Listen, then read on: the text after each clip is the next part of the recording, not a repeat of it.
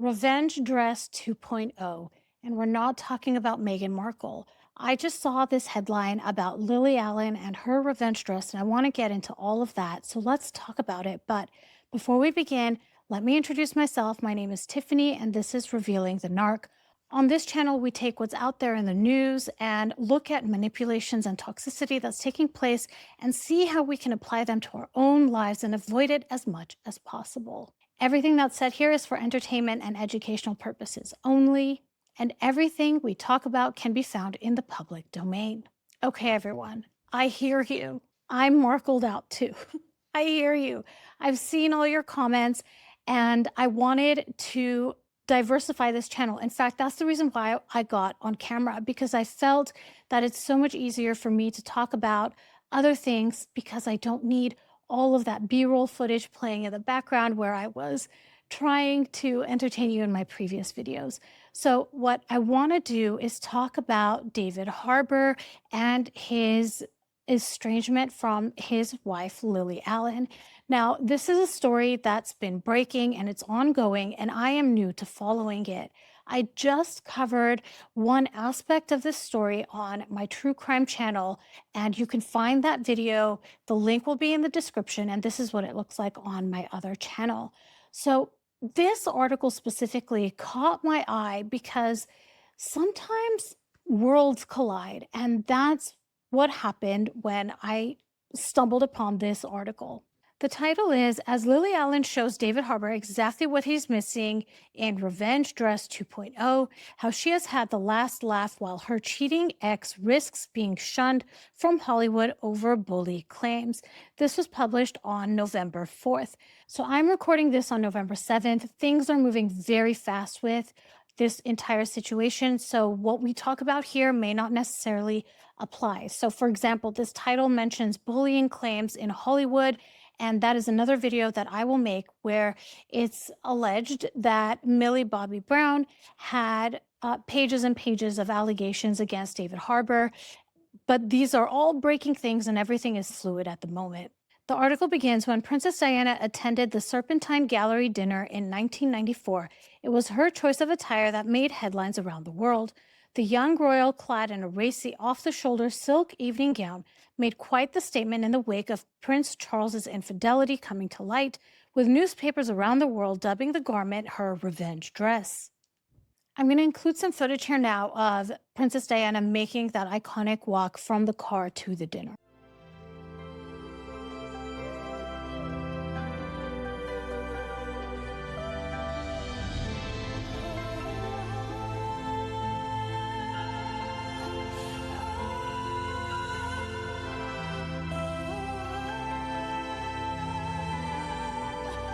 The article continues. Now, 30 years on from that pivotal moment in pop culture history, Lily Allen has given a whole new meaning to the term revenge dressing, attending the 2025 CFDA Awards in a jaw-dropping ensemble amid the breakdown of her own marriage.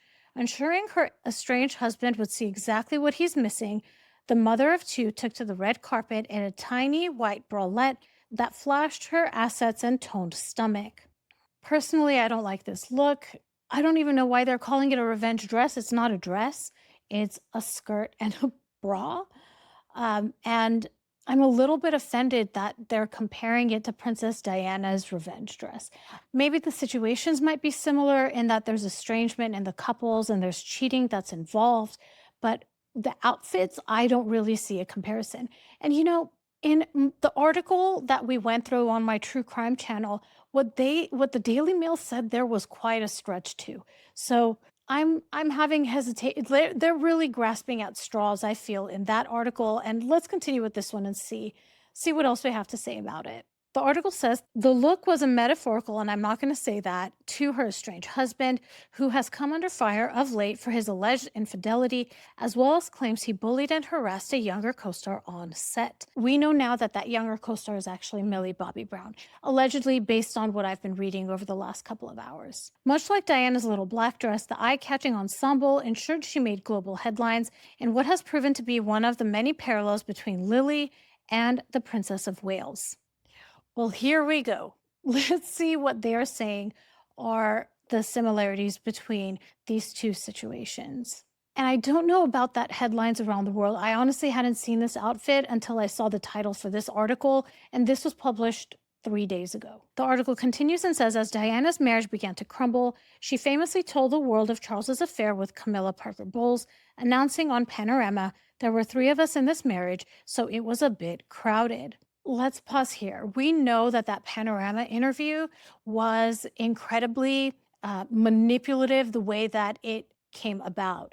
And because of the way the journalist had manipulated, I want to say, Princess Diana into that interview, I I'm really hesitant to fault Diana on her openness. I don't know if that interview was obtained in a more honorable way, if Diana would have disclosed these things. I don't know. I just want to say that that Panorama interview was incredibly shady, especially the way that it was obtained for Diana, or how Diana was convinced to do it. The article continues. It says, while in Lily's case, she used the medium of song to declare her husband's infidelity, singing, why aren't we?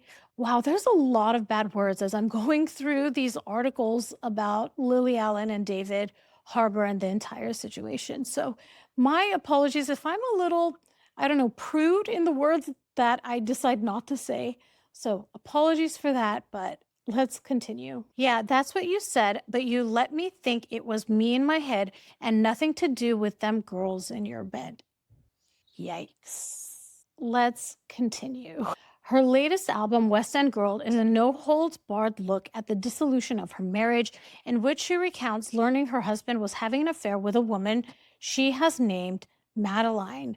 During a recent interview, Lily insisted that she didn't want to seek revenge on her ex partner and didn't feel like she was being mean by divulging their private lives. So let me pause here and let's get a dialogue going. Art is a form of emotional expression, right? And I understand how letting it out in a painting, in song, in poetry helps put pen to paper. At what point do you think that it crosses a line? I haven't come to a conclusion yet about that. There's a part of me that's reading this and thinking maybe Lily Allen's music, if it's referring to her actual life, maybe it's going a little bit too far. And then I also think about this as a woman that's obviously been very hurt. She obviously is experiencing a lot of pain and it's coming out in her music. The article then says that Lily Allen wasn't seeking revenge and that she wasn't trying to be mean with her lyrics. So let's pause here and talk about it. What was her intent then, releasing that music where people would assume that it's about her relationship or her marriage? And maybe if the intent isn't seeking revenge, it doesn't excuse when there's a fallout as a result of someone else's actions. What she's basically doing is creating plausible deniability. She's creating a distance between the content and her intent. And this allows for there to be express aggression indirectly while avoiding accountability. This tactic is actually extremely common among narcissistic personalities, public figures managing brand image, and people who want to say something hurtful but deny that they did. It reminds me a lot of, people we run into that'll post something on social media and they they want to be able to say, "Well, I didn't mean anything about it and I wasn't talking about you." And then, oh my gosh, the worst is when they say, "Well, if the shoe fits, Cinderella." That bothers me. That bothers me. The other thing that's happening here with Lily's statement here is that it's shifting the burden of interpretation on us, the audience. If the public feels concerned or uncomfortable by the lyrics, Lily can respond, "Well, I didn't mean it that way. You are reading into it." This is classic gaslighting. The person did deliver a message, they then deny the meaning of the message. The recipient is made to feel confused about their own perception. It places the emotional labor and confusion to the listener and not the speaker. Isn't it amazing how we go through these articles and I'm so used to talking about Harry and Meghan, but that we can see toxic behaviors happening all over the place.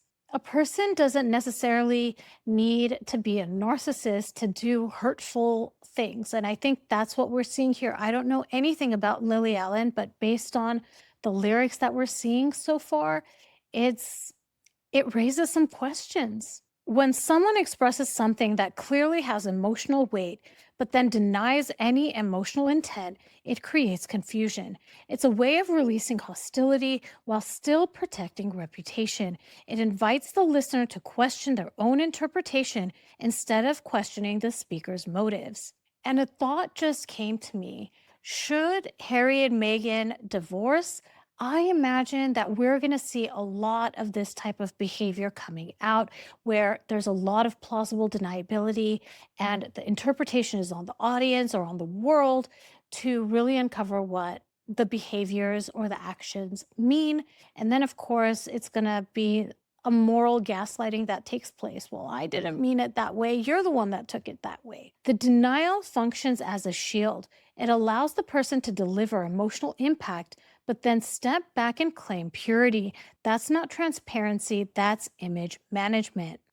The article then says, and much like when Diana separated from Charles, the court of public opinion appears to have swayed to the female side. I don't know that that's necessarily true. If the court of public opinion has moved to Lily's side, I don't know. I have to admit, the article titles that I've been seeing are very negative towards David.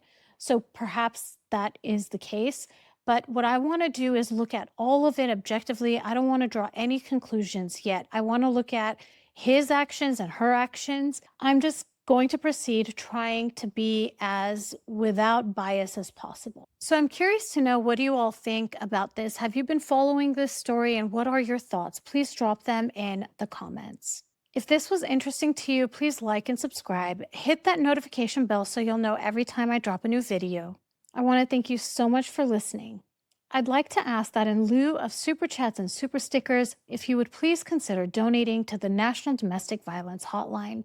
Their information is on the screen should you need to reach out to them, and a link to donate is in the description of this video. Again, thank you so much for watching, and I'll talk to you soon. Bye, everybody.